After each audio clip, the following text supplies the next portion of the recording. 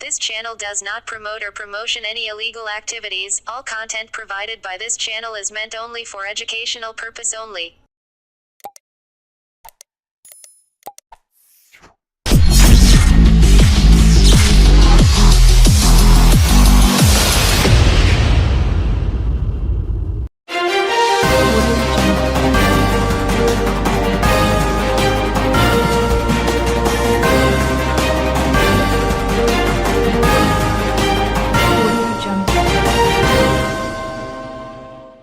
হুগলির চাপাদানিতে টোটো দুর্ঘটনায় শ্রমিকের মর্মান্তিক মৃত্যু। চাপাদানির ডালহৌসি জুট মিলের একজন শ্রমিক মহেন্দ্র প্রসাদ আজ সকালে একটি মর্মান্তিক দুর্ঘটনায় প্রাণ হারান। মহেন্দ্র প্রসাদের আজ ছিল মিলের মর্নিং ডিউটি।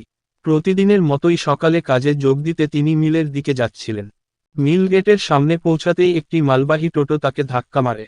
ধাক্কায় গুরুতর আহত হয়ে তিনি রাস্তায় লুটিয়ে পড়েন।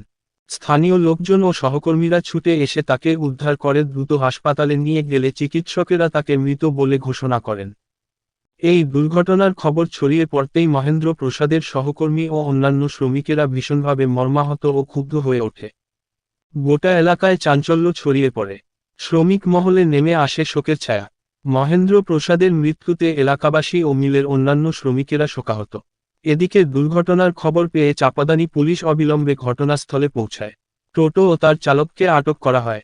চালককে গ্রেফতার করা হয়েছে এবং ঘটনার পূর্ণাঙ্গ তদন্ত চলছে বলে পুলিশ জানিয়েছে।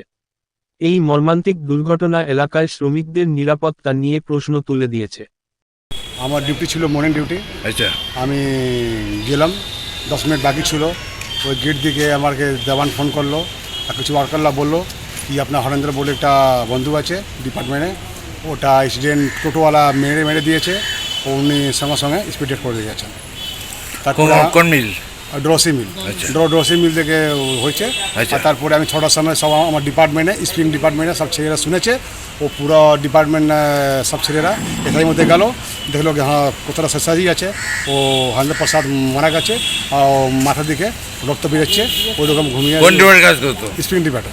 আচ্ছা, স্প্রিং ডিপার্টে কাজ করতো।